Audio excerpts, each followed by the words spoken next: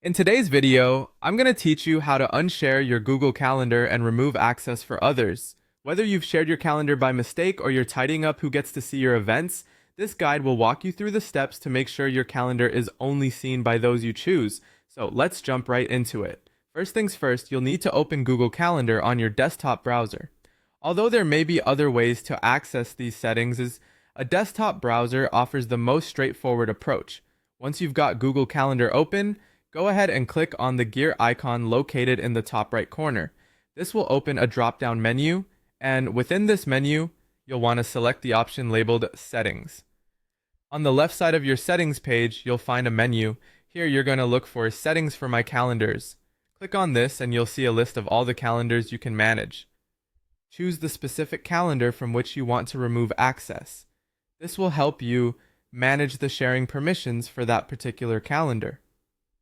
Next up, scroll down until you see Share with Specific People. Here, you'll be able to see everyone who currently has access to your calendar. Take a moment to review this list and identify anyone you wish to remove.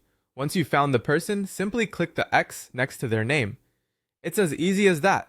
When you do this, they will no longer have access to your events or any changes you make.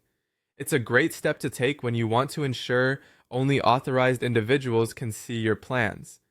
Now there's an optional step, but it's an important one if your calendar has broader visibility. Look for the section titled Access Permissions. If you notice that your calendar is marked as public or shared with everyone within your organization, you might want to adjust these settings as well. You'll need to uncheck any boxes that say Make Available to Public or Make Available for your organization.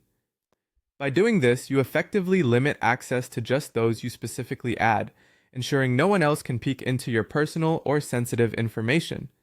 And there you have it. By following these steps, you've successfully unshared your Google Calendar and ensured that only selected individuals have access to your schedule. Remember, managing your calendar's privacy is key to maintaining control over who sees your personal plans and when.